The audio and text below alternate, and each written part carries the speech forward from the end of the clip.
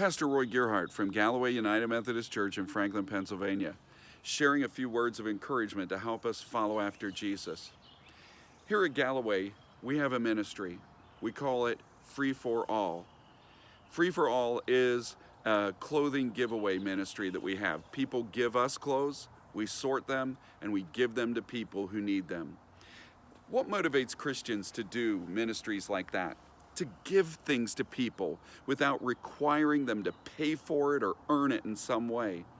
I mean, it's not that we're people who don't believe in that. We believe in being people of integrity, honesty, hard work.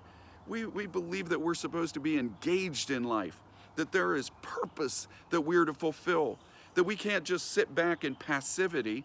We have to be actually engaged, on board, and active in living our lives. So what is it that motivates us then to give things to people without forcing them to pay for it and making it profitable to ourselves? It's because we've experienced God's grace in a way that makes us so clearly aware that not everything in life is earned, but some things are truly given as a gift to us.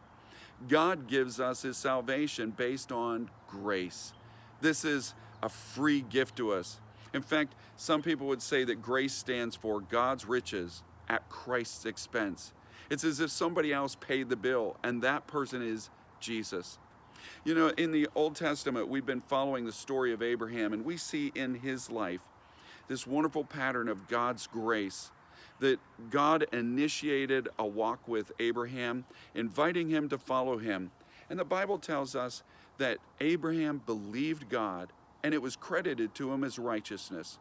That you see, it was about establishing a relationship, that God was opening a way to Abraham to say, come with me, start to follow me, and I will lead you in the right way in your life.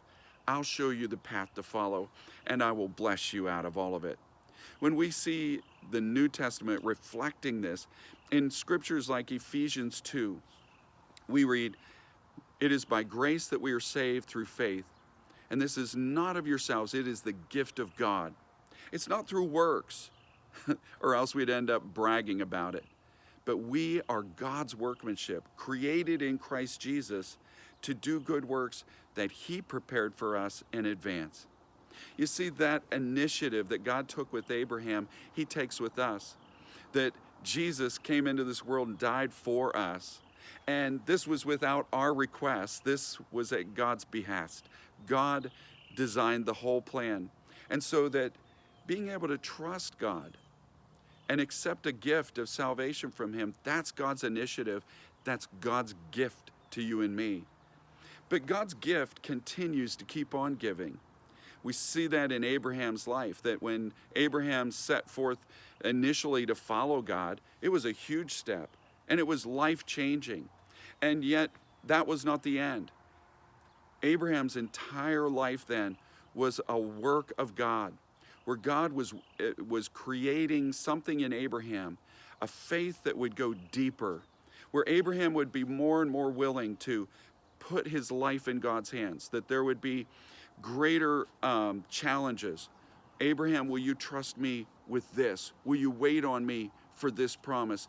Ultimately, God challenged Abraham with a test that said, would you give me your son? Would you sacrifice him to me? Well, this is a challenge of such magnitude that we realize Abraham didn't just step out into this immediately. This is something that God has grown in him, a trust, a relationship, a confidence in God's goodness, that Abraham was willing to put absolutely everything in God's hands, trusting God to be good, trusting God to have the right answer. And this is the way in which God is working in your life and mine as well. It said in Ephesians 2, we are God's workmanship, created in Christ Jesus to do the good works He's prepared for us to do. You see, we don't earn our salvation. It's gifted to us. God then takes us into a formative process, just like He did with Abraham, so that we can more and more trust Him, better follow after Him, do even greater things through the power of God working in our lives. And so that we celebrate that we are saved through grace, It's a gift that is brought into our lives through faith, trusting God. So today, may God bless you. And as you share this good news, may God make you a blessing wherever He takes you.